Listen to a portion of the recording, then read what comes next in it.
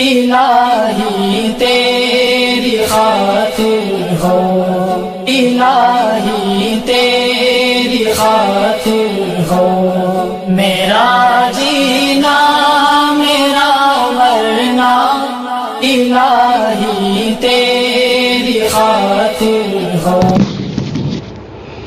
بسم اللہ الرحمن الرحیم، نحمده ونصلی علی رسولہ الکریم، ما بعد فاعوذ باللہ من الشیطان الرجیم، بسم اللہ الرحمن الرحیم، ان الحسنات یذہبن السیئات ذلک ذکریٰ للذاکرین، وقال النبی صلی اللہ علیہ وسلم، ان الناس اذا رأوا الظالم فلم يأخذوا على يديه اوشك ان يعمهم الله بعقاب او كما قال صلی اللہ علیہ وسلم۔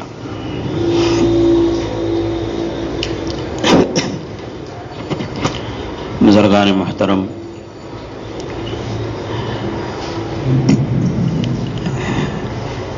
اللہ تبارک و تعالی نے ایمان والوں کو جو فراست اور جو دور اندیشی اور دور کی سوچ عطا فرمائی ہے، اس سے بے ایمان محروم ہیں۔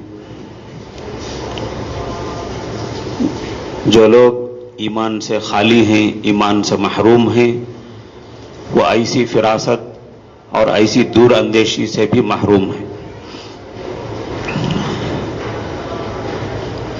حدیث میں فرمایا گیا، اتقوا فراست المؤمن فإنه ينظر بنور اللہ، اور کسی حدیث میں فرمایا گیا، ان المؤمن لا يلدغ المؤمن من جحر واحد مرتين، او کما قال علیہ السلام، کہ ایمان والا ایک سوراخ سے 2 مرتبہ ڈسا نہیں جاتا۔ بڑی عجیب و غریب حکمت والی بات ہے۔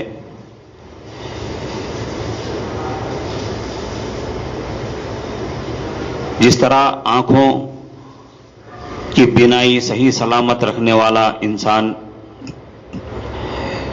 دیکھ دیکھ کر چلتا ہے، ٹھوکریں کھانے سے بچ بچ کر چلتا ہے، اگر وہ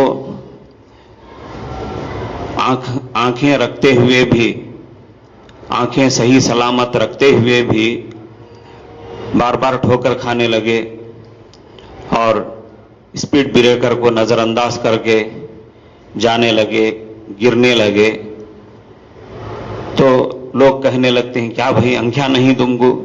سامنے اتنا بڑا اسپیڈ بریکر ہے۔ اور خاص طور پر ہمارے پتہ نہیں صرف ہمارے شہر کڑبا کی خصوصیت ہے یا دوسرے علاقوں میں بھی ایسا ہی ہوتا ہے۔ یہاں جو ہمارے شہر میں قدم قدم پر اسپیڈ بریکرز بنے ہوئے ہیں، وہ اس انداز کے بنے ہوئے ہیں جیسے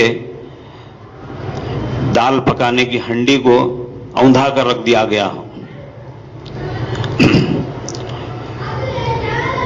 بالکل اسی قسم کے بنے ہوئے ہیں اور قدم قدم پر بنے ہوئے ہیں۔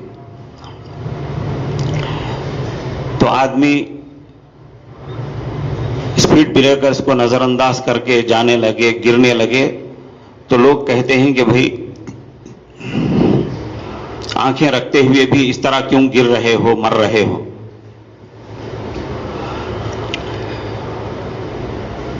دو سال پہلے ہمارے شہر میں ایک حادثہ ہوا۔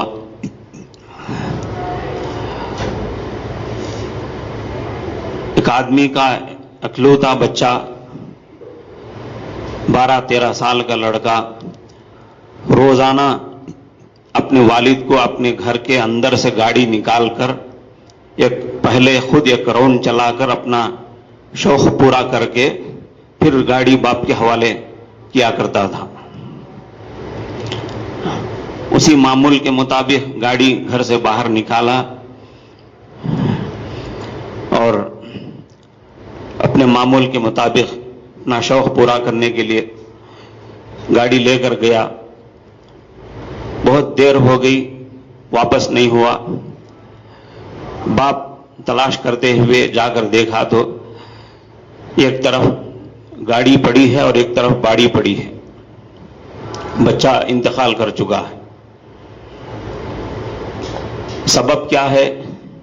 یہی آپ کا کڑپا شہر کا وہ دال کی ہنڈی اوندھی کر کے رکھے جانے کی کیفیت کا اس انداز کا بنا ہوا اسپیڈ بریکر.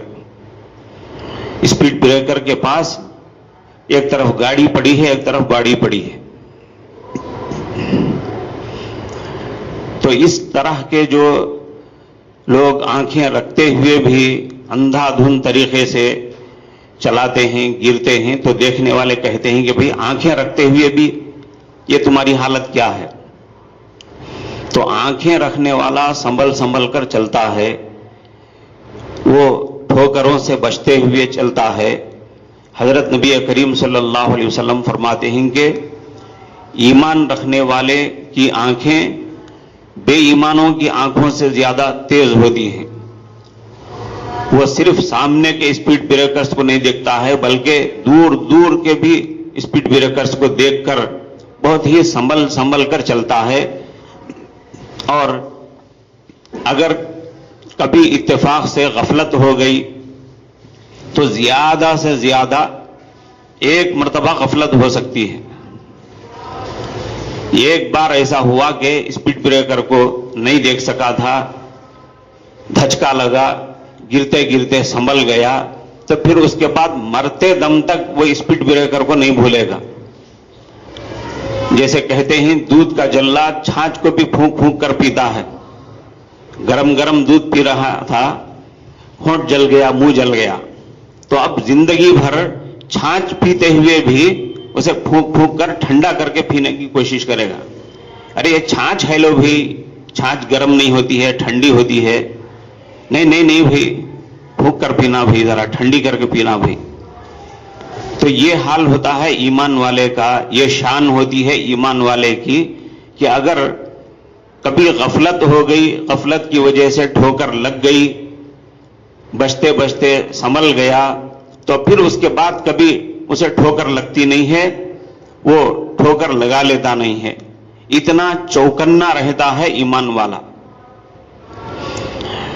اور یہ چوکنا رہنے کا مطلب صرف یہ ظاہری چیزوں سے نہیں، جیسے میں نے اسپیڈ بریکر کی مثال دی ہے، صرف ایسی چیزوں سے نہیں بلکہ جتنے بھی قسم کے اس کے اوپر حالات آتے ہیں، گھریلو حالات، تجارت سے تعلق رکھنے والے حالات، ملک کی سیاست سے تعلق رکھنے والے حالات، جس قسم کے بھی حالات سے اس کا مقابلہ ہوتا ہے، وہ حالات سے دوچار ہوتا ہے. اگر کبھی اتفاق سے ایک بار غفلت ہو گئی جس کی وجہ سے اسے نقصان پہنچ گیا، تو وہ دوبارہ ایسے نقصان کا سامنا نہیں کرتا ہے اور ایسا نقصان نہیں اٹھاتا ہے. اسی لیے حضرت نبی کریم صلی اللہ علیہ وسلم نے ایسے موٹے موٹے لفظوں میں، سادے لفظوں میں یہ بات فرمائی کہ ایک خریے کا رہنے والا دیہاتی، ایک ولیجر بھی بڑی آسانی کے ساتھ سمجھ سکتا ہے. لا یلدغ المؤمن من جحر واحد مرتين، کہ ایمان والا ایک سوراخ سے 2 بار نہیں ڈسا جاتا ہے. ایک جنگل کا رہنے والا آدمی بڑی آسانی کے ساتھ اس کو سمجھ سکتا ہے کہ بھئی ایسا ہوا تھا کہ کسی جگہ سوراخ تھا، اسے نظر انداز کرتے ہوئے یہ کوئی معمولی چیز ہے، کوئی معمولی سوراخ ہے، معمول کا بنا ہوا سوراخ ہے، اس پر پیر رکھ دیا، اندر کوئی زہریلا کیڑا مکوڑا تھا، سانپ تھا، بچھو تھا، اسے ڈس لیا، اب اسے تکلیف پہنچی، تو کیا آئندہ وہ کبھی کسی سوراخ کے اوپر پیر رکھے گا؟ کبھی کسی سوراخ کے اوپر بیٹھے گا؟ زندگی بھر نہیں بیٹھے گا، کیونکہ وہ ایک مرتبہ ٹھوکر کھا لیا ہے، اب ہوشیار ہو گیا ہے. اب سنبھل گیا ہے. تو بالکل اسی طرح ایک ایمان والا ایسے چوکنے پن کے ساتھ زندگی گزارتا ہے. اگر نہیں گزارتا ہے تو اسے گزارنا چاہیے پورے سمجھداری کے ساتھ, پورے چوکنے پن کے ساتھ اسے زندگی گزارنی چاہیے. اس طرح چوکنے پن کے ساتھ زندگی گزارنی چاہیے کہ نہ تو وہ خود نقصان اٹھائے, نہ ہی دوسروں کو نقصان اٹھانے دے, نہ وہ خود کسی سے نقصان اٹھائے, نہ کسی کو نقصان پہنچنے دے. بخاری شریف کے اندر اور مختلف احادیث کے اندر بھی یہ بات آئی ہے کہ ایمان والا نہ خود کسی پر ظلم کرے نہ ظلم ہونے دے. یہ بات بہت ہی قابل غور ہے. اللہ کے رسول صلی اللہ علیہ وسلم فرما رہے ہیں کہ نہ تو خود ظلم کرے. یہ تو بات بڑی آسانی کے ساتھ ہمیں سمجھ میں آ رہی ہے کہ ہم کو کسی پر ظلم نہیں کرنا چاہیے. اور دوسری بات کیا فرما رہے ہیں؟ کسی دوسرے پر بھی ظلم نہ ہونے دے. یہ بات ہے سمجھنے کی. دوسرے پر بھی ظلم نہ ہونے دے کا مطلب کیا ہے؟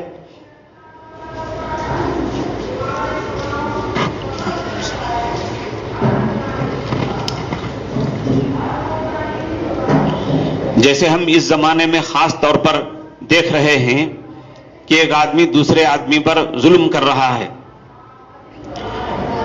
ایک معصوم انسان جو اپنے راستے سے چلے جا رہا ہے اسے پکڑا جاتا ہے, اسے پکڑ کر پریشان کیا جاتا ہے اور جیتے جی اسے پیٹ پیٹ کر مار دیا جاتا ہے, یہاں تک کہ وہ اپنی جان سے ہاتھ دھو بیٹھتا ہے. ادھر کرنے والے یہ کر رہے ہیں اور ادھر دوسرے لوگ کیا کر رہے ہیں؟ فوٹو اتار رہے ہیں, اس کی ویڈیوگرافی کر رہے ہیں. ادھر مارنے والے چاروں طرف سے مار رہے ہیں, ادھر دوسرے لوگ کیا کر رہے ہیں؟ ویڈیوگرافی کر رہے ہیں. یہ ہے ظلم ہونے دینا, کسی کے اوپر ظلم ہونے دینا, ظلم چلنے دینا. اللہ کے رسول صلی اللہ علیہ وسلم فرما رہے ہیں کہ یہ ایسے لوگ جو کسی کے اوپر ظلم ہونے دے رہے ہیں, ظلم چلنے دے رہے ہیں, اسے روکنے کی کوشش نہیں کر رہے ہیں, یہ کیا ہیں؟ اسی کو فارسی شاعر نے کہا این کے می بینی آدمند نیستند آدم غلاف آدمند. یہ جو تم کو آدم نظر آ رہے ہیں یہ آدم نہیں ہیں, یہ آدم کا غلاف ہیں. یعنی یہ جو تم کو انسان نظر آ رہے ہیں یہ انسان نہیں ہیں, یہ انسان کا ماسک ہیں, یہ انسان کی صورت ہیں, یہ انسان کا بھیس ہیں. ان کا تو بھیس ہونا چاہیے تھا جنگل کے شیر کا, باغ کا, ریچھ کا, مگر بھیس انسان کا ہے, صفت درندے کی ہے. بھیس اور روپ انسان کا ہے, ان کی صفت اور ان کی حقیقت کیا ہے؟ ریچھ کی ہے. جو کسی معصوم جانور کو جاتے ہوئے دیکھ کر اس کے اوپر حملہ کرتا ہے اور اسے چیرتا ہے, پھاڑتا ہے, اس کا خون پی لیتا ہے, اس کا گوشت کھا جاتا ہے, وہ صفت رکھنے والے جو تم کو انسان نظر آ رہے ہیں یہ انسان نہیں ہیں, انسانوں کا غلاف ہیں. یہ جو انسانوں کے خلاف ہیں انسانوں کے غلاف ہیں, حقیقت میں انسان نہیں ہے. تو حضرت صلی اللہ علیہ وسلم نے فرمایا نہ ظلم کرو نہ ظلم ہونے دو. ظلم ہو رہا ہے تمہارے سامنے, طاقت بھر اسے روکو. تم اکیلے نہیں روک سکتے ہو, تم اکیلے نہیں روک سکتے ہو تو دوسروں کو بلا لو. آج کل تو بڑی سہولتیں بن گئی ہیں, تقریباً ہر آدمی کے ہاتھ میں فون ہے. اگر یہاں 25 افراد بیٹھے ہیں تو 25 افراد کے ہاتھ جیبوں میں 25 فون ضرور ہوں گے. تو بڑی سہولتیں بن گئی ہیں, بڑی آسانیاں پیدا ہو گئی ہیں. آسانیوں سے فائدہ اٹھاؤ, آسانیاں استعمال کرو اور لوگوں کو بلاؤ، دوستوں کو بلاؤ، ظلم کو روکو. کسی کی لنچنگ ہو رہی ہے، روکو اسے.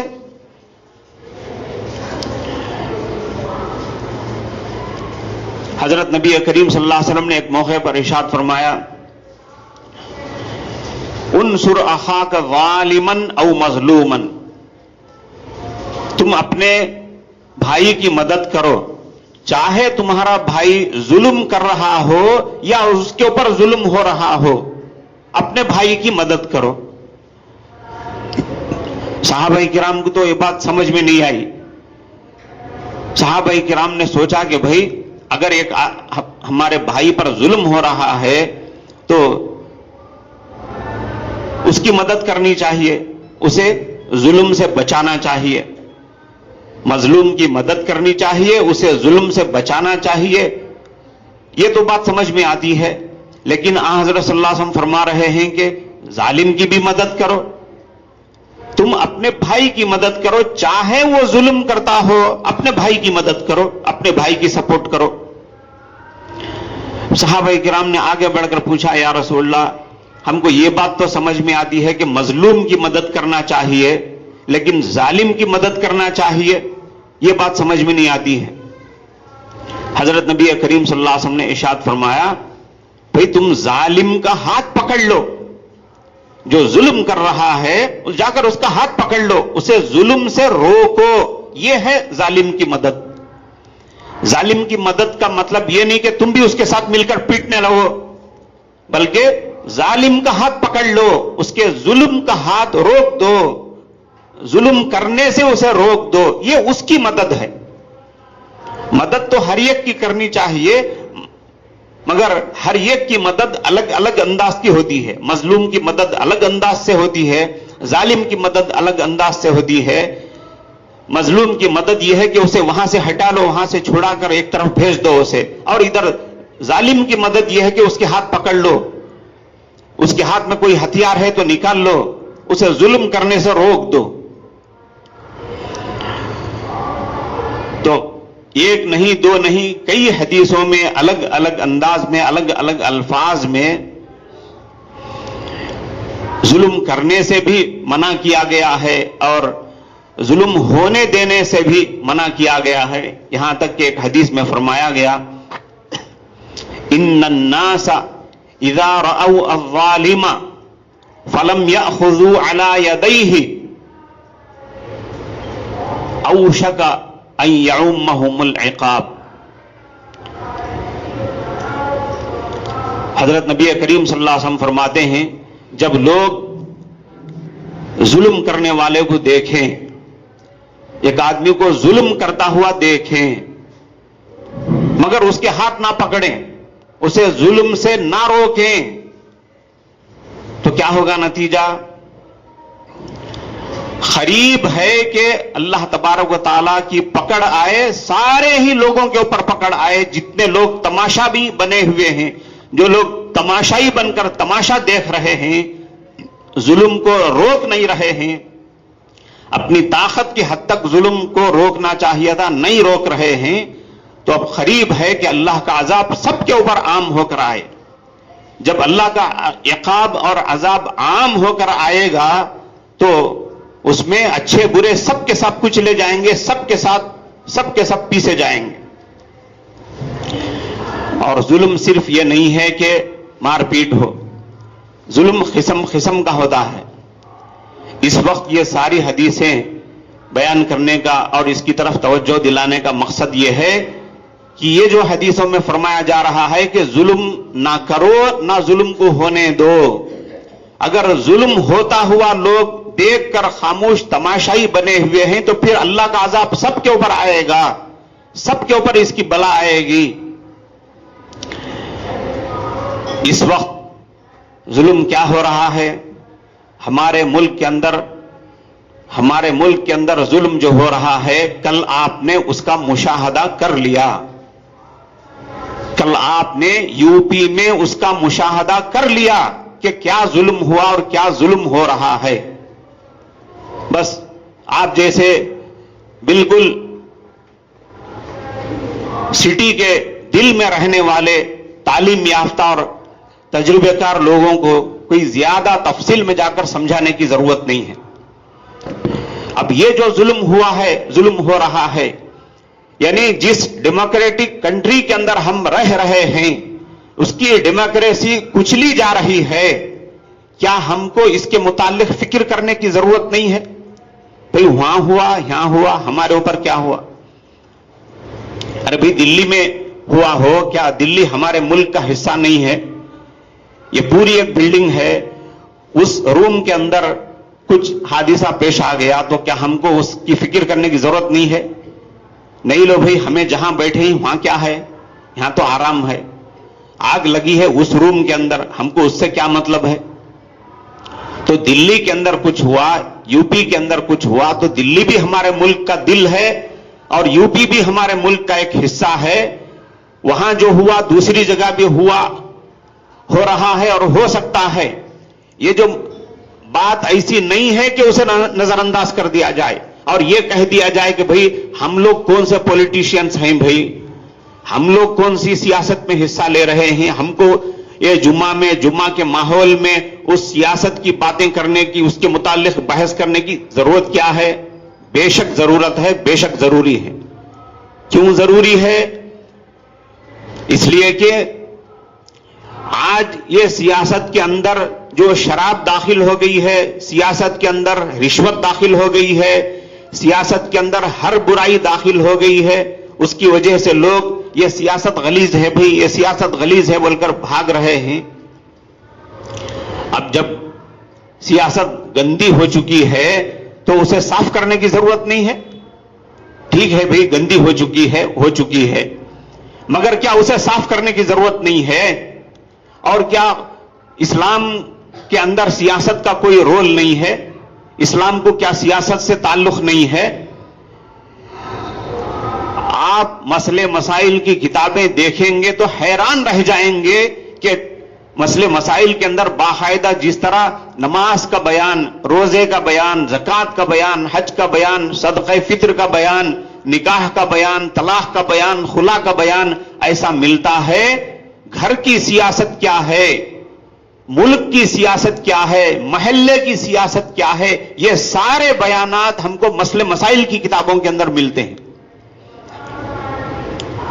سیاست کا مطلب کیا ہے؟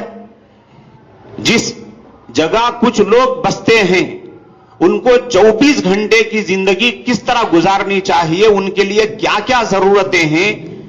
24 گھنٹے میں انسانوں کو ایک مقام پر رہتے ہوئے ایک ترتیب کے ساتھ، سسٹم کے ساتھ زندگی گزارنے کا ایک پروگرام بنانا، ایک پلاننگ کرنا، ایک پلاننگ کے ساتھ ان کو 24 گھنٹے کی زندگی گزارنے کا ایک سسٹم بنا کر دینا، ان کی ضروریات فراہم کرنا، یہی ہے سیاست. یعنی انسانی زندگی کی ضروریات کا انتظام کرنا، یہ ہے سیاست. اسلام کے اندر ہمیں قدم قدم پر سیاست ملے گی. یہ اور بات ہے کہ دنیا کے لوگوں نے اس کے اندر اپنی چالاکیوں کا دخل دے کر اسے گندی بنا دیا ہے، مگر محض یہ کہتے ہوئے کہ لوگوں نے سیاست کو گندی بنا دیا ہے، اگر ہم یہ کہتے ہوئے بھاگ جائیں گے تو اسے اور گندی کر دیں گے.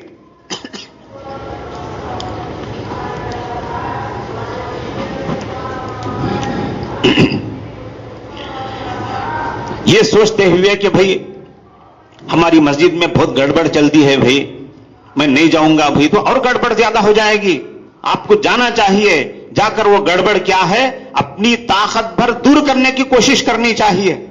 نہیں بھئی ایسی گڑبڑ کی جگہ میں جاتا نہیں، بھئی ایسی گڑبڑ کی جگہ میں نہیں جاتا، بھئی تو گڑبڑ اور زیادہ ہو جائے گی، گڑبڑ میں سڑبڑ ہو جائے گی، پھر ایک مرنے کی جگہ 10 مریں گے.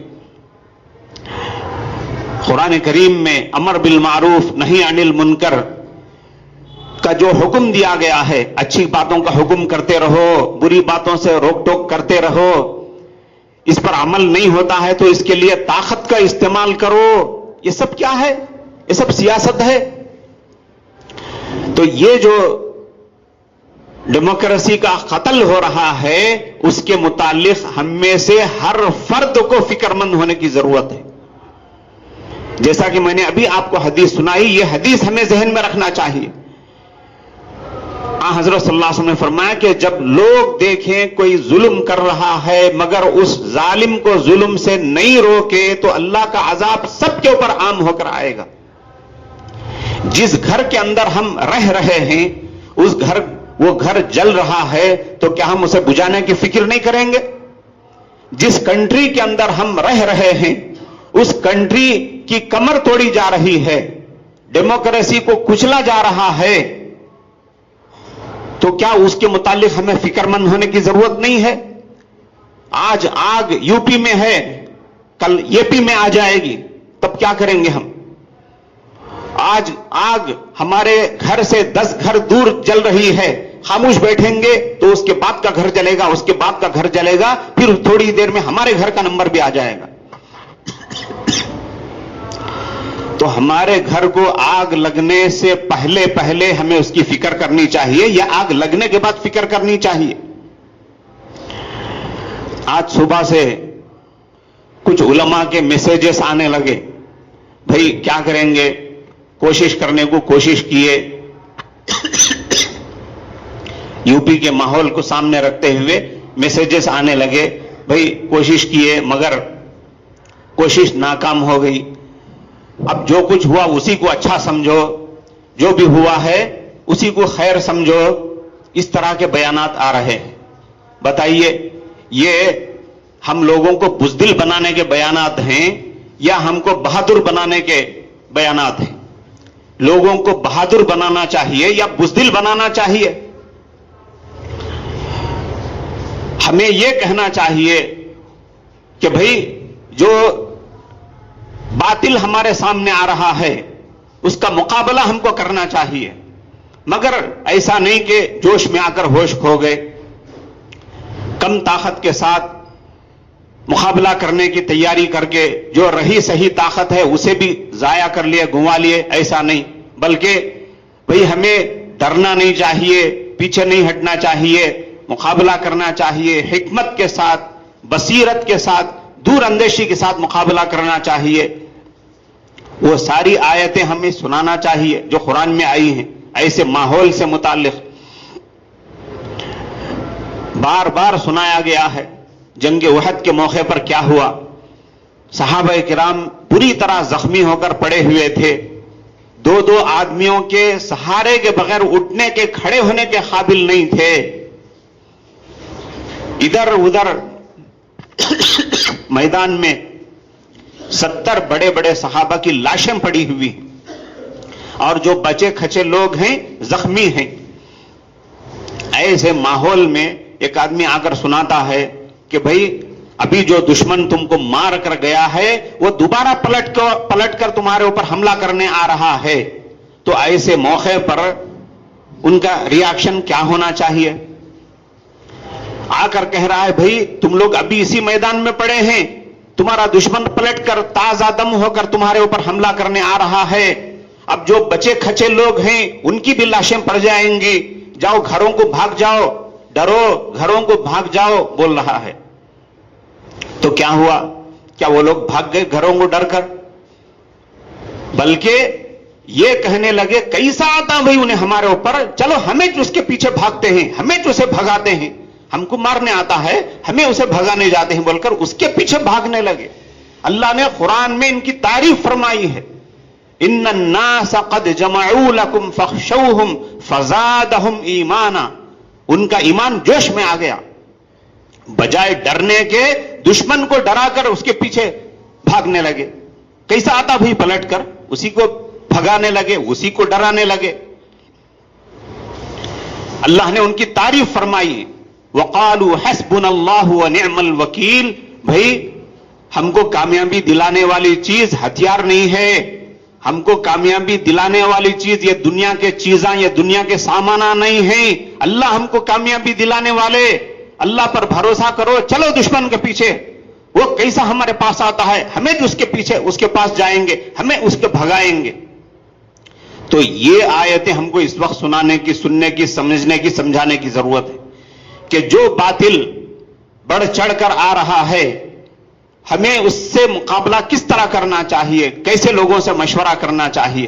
تو یہ چیز جو ہمارے سامنے آئی ہے، کل جو ہم نے یو پی کے اندر ڈیموکریسی کا قتل ہوتے ہوئے دیکھا ہے، یہ ڈیموکریسی کے قتل کرنے والے قاتلوں کا کس طرح مقابلہ کرنا چاہیے، اس کے لیے ہمیں بڑی دور اندیشی کے ساتھ، بڑی سوجھ بوجھ کے ساتھ کام کرنے کی ضرورت ہے، پلاننگ کرنے کی ضرورت ہے، اور ہمیں اپنے اندر سیاسی شعور اور سیاسی بیداری پیدا کرنے کی ضرورت ہے۔